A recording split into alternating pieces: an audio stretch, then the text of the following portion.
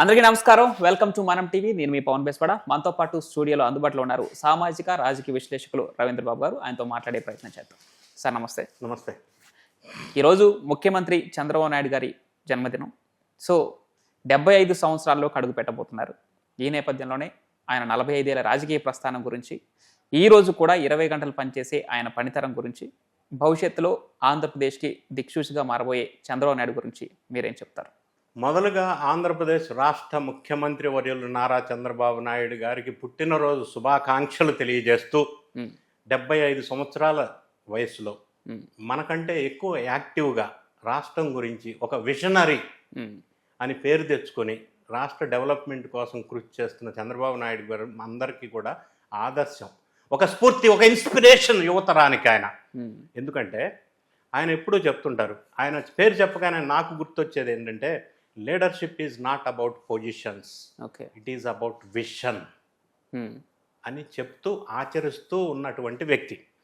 ఇదే స్టేట్మెంట్ గతంలో ఆంధ్రప్రదేశ్ రాష్ట్రాన్ని పరిపాలించిన వైఎస్ఆర్ కాంగ్రెస్ పార్టీ అధ్యక్షుల్ని మనం చూసినట్టయితే 11 సీట్లకి పరిమితమై ఆంధ్రప్రదేశ్లో ప్రతిపక్ష హోదా లేకుండా పోయిన సందర్భంలో నాకు పొజిషన్ ఉంటేనే, పదవి ఉంటేనే, ప్రతిపక్ష హోదా ఇస్తేనే అసెంబ్లీకి వస్తా, లేకపోతే రాను అని పదవి గురించి పోరాటం చేస్తున్న ఒక వ్యక్తిని మనం చూసాం. ఇంకొక సంఘటన, కొడాలి నాని ఒక అతను ప్రెస్ మీడియాలో గతంలో ఒకసారి ఓడిపోయిన తర్వాత, మీరు ఈ మధ్య కనిపించట్లేదు, ప్రెస్ మీడియాలో మాట్లాడట్లేదంటే, నాకు ఉద్యోగం పోయిందిగా, ఇంకేముంది, పదవి లేదు కదా, నేను కనిపించట్లేదు అన్నాడు. అంటే రాజకీయం అంటేనే పదవా, పదవి ఉంటేనే రాజకీయమా అన్న నేతలు ఉన్న ఈ రోజుల్లో నేను చెప్పిన స్టేట్మెంట్ చంద్రబాబు నాయుడు గారికి ఆయన అనుసరిస్తున్న పాలసీ, అది ఫిలాసఫీ, అది ఆయన డిఎన్ఏలో ఉంది. కాబట్టే ఈయన చంద్రబాబు నాయుడు గారు ఈరోజు ప్రపంచ స్థాయిలో పేరు ప్రఖ్యాతులు తెచ్చుకున్న ఒక విజనరీగా ముద్రపడ్డ నాయకత్వానికి ప్రతీకగా మనం చెప్పుకోవచ్చు. మరీ ముఖ్యంగా చంద్రబాబు నాయుడు గారు విజను అన్నప్పుడు, గతంలో లాంగ్ బ్యాక్ ఆయన ఐటీ గురించి మాట్లాడినప్పుడు చాలామందికి అర్థం కాల. మరి అది ఐటీలో, ఇన్ఫర్మేషన్ టెక్నాలజీలో విప్లవాత్మకమైన మార్పులు తీసుకొచ్చిన వ్యక్తి చంద్రబాబు నాయుడు గారు. దానివల్ల ఫలితాలు ఈరోజు ప్రతి విలేజ్లో, మీరు ఏ విలేజ్ అన్నా వెళ్ళండి, ఇంటికి 2-3 విదేశాల్లో సెటిల్ అయిన వాళ్ళు ఉన్నారు, సాఫ్ట్వేర్ జాబులు చేసుకుంటూ. దానివల్ల ఆ కుటుంబాలు ఒక్కటే బాగుపడటం కాదు, విలేజ్ మొత్తం బాగుపడటం, తద్వారా సమాజం డెవలప్ అవ్వటం, దానివల్ల స్టేట్ పర్ క్యాపిటల్ ఇన్కమ్ పెరగటం, కొనుగోలు శక్తి పెరగటం, దానివల్ల సంపద సృష్టి జరగటం. ఇది చంద్రబాబు నాయుడు గారి విషన్. అంటే గతంలో ఆయన అంటే ఆంధ్రప్రదేశ్ రాష్ట్రం విభజన కంటే ముందు సమైక్య ఆంధ్ర ముఖ్యమంత్రిగా హైదరాబాద్ ఐటీ హబ్గా చేసిన ఘనత చంద్రబాబు నాయుడు గారికి దక్కుతుంది అని చెప్పక తప్పదు. ఫర్ ఎగ్జాంపుల్ 1994, 1995 ఆ ప్రాంతంలో, ఆ హైదరాబాదులో లేదా సమైక్య ఆంధ్రప్రదేశ్ రాజధానిలో ఐటీ ఎక్స్పోర్ట్స్ 450 crores ఉండే. చంద్రబాబు నాయుడు గారు ముఖ్యమంత్రి అయిన తర్వాత, ఒక టర్మ్ అయిన తర్వాత, ఆ ఐటీ ఎక్స్పోర్ట్స్ 26,000 crores. ఆయన ముఖ్యమంత్రి కాకముందు ఐటీ ఎంప్లాయీస్ 16,000 ఉండే. ఆయన ముఖ్యమంత్రి అయిన తర్వాత 1,20,000 ఐటీ ఎంప్లాయ్మెంట్ పెరిగింది. సో ఈ విధంగా చూసినప్పుడు ఐటీలో ఇంటింటికి సాఫ్ట్వేర్ ఇంజనీర్ రావటం వల్ల రాష్ట్రం మొత్తం బాగుపడే పరిస్థితికి పర్ క్యాపిటల్ ఇన్కమ్ కానీ, జిఎస్డిపి కానీ ఆ రోజుల్లోనే 11.66% జిఎస్డిపి గ్రోత్ రేట్ స్టేట్. మరి గతంలో 5 సంవత్సరాలు వైఎస్ఆర్ కాంగ్రెస్ పార్టీ పరిపాలించడం వల్ల ఆంధ్ర రాష్ట్రాన్ని మళ్ళీ ఈయన తిరిగి ముఖ్యమంత్రి ఈరోజు అయిన సందర్భంలో ఇప్పుడు present latest statistical data GSDP 8.21%. అదే వైఎస్ఆర్ కాంగ్రెస్ పార్టీ గతంలో పరిపాలించినప్పుడు 6.19%. అంటే జిఎస్టిపి గ్రోత్ పెరగటానికి కారణం ఈ 10 నెలల్లో చంద్రబాబు గారి నాయకత్వం కాదా? పర్ క్యాపిటల్ ఇన్కమ్ గతంలో 2,67,000 ఉండింది. ఈరోజు పర్ క్యాపిటల్ ఇన్కమ్ 10 monthsలో 2,78,000 వచ్చింది. అంటే పర్ క్యాపిటల్ ఇన్కమ్ పెరుగుతుందంటే స్టేట్ అభివృద్ధి చెందినట్టే కదా. అదేవిధంగా పర్ క్యాపిటల్ పవర్ కన్జంప్షన్ కూడా పెరిగింది. అంటే స్టేటు, ఆంధ్ర రాష్ట్రం ఈ 10 నెలల కాలంలో విధ్వంసమైన ఆంధ్ర రాష్ట్రాన్ని ప్రగతి వైపు పయనించడంలో, విధ్వంసం నుంచి వికాసానికి మూవ్ అవటంలో చంద్రబాబు నాయుడు గారి పాత్ర మరవలేంది. ఈ విధంగా సమైక్య ఆంధ్రలో ముఖ్యమంత్రిగా ఉన్నప్పుడే ఆయన డెవలప్మెంట్స్ ఆ విధంగా ఉన్నాయి. ఇప్పుడు మళ్ళీ ముఖ్యమంత్రి అయిన తర్వాత స్టేట్ని ముందుకు తీసుకెళ్లటంలో ఆయన విశేషమైన కృషి చేస్తున్నారు.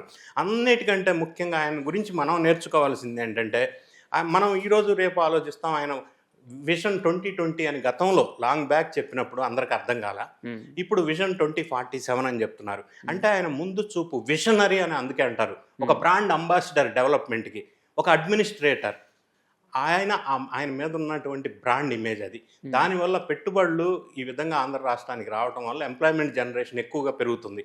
వచ్చిన 10 నెలల కాలంలోనే 8 lakhs crores పెట్టుబడి ఇన్వెస్ట్మెంట్, 40,000 మందికి ఉద్యోగ అవకాశాలు. సో ఈ విధంగా చూసినప్పుడు ఆయన పరిపాలన ఏ విధంగా ఉంది, ఎందుకు ఆ విధంగా ఉందంటే అది ఆయనకున్న తెలివితేటలు, ఆయనకున్న విషనరీ.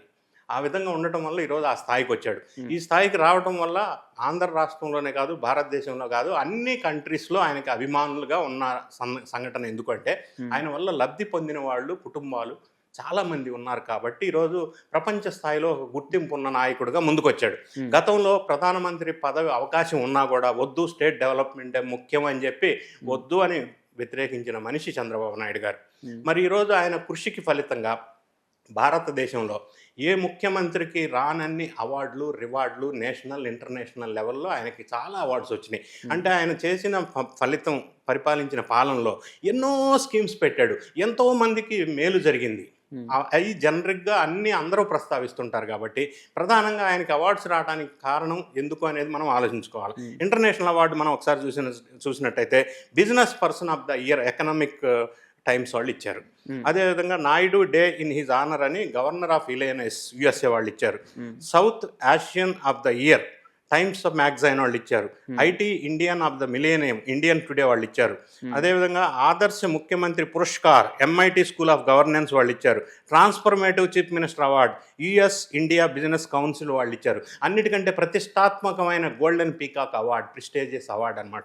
అది కూడా 2017లో IOD వాళ్ళు ఇచ్చారు. Global agriculture policy leadership award Indian council of food and agriculture వాళ్ళు 2018లో ఇచ్చారు. సో ఇన్ని రకాల నేషనల్, ఇంటర్నేషనల్ ఎన్నో ప్రతిష్టాత్మకమైన అవార్డులు ఆయనకి ఇచ్చారు. అంటే ఆయనకున్న లీడర్షిప్ స్కిల్స్, ఆయనకున్న విజనరీ, ఆయనకున్న అడ్మినిస్ట్రేషన్ స్కిల్స్, పరిపాలనలో రాష్ట్రాన్ని ముందుకు తీసుకెళ్లడంలో ఆయన చేసిన కృషికి ఇవన్నీ మనం చూడాల్సి ఉంటుంది.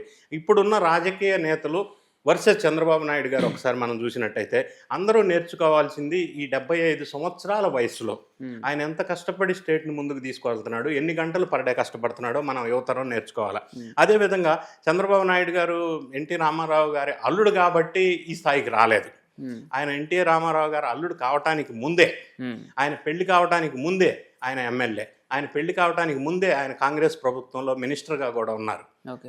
అటువంటి రాజకీయ జీవితాన్ని ప్రారంభించి 1978 నుంచి ఇప్పటికి కుప్పం నియోజకవర్గానికి 8 సార్లు ఎమ్మెల్యే ఆయన.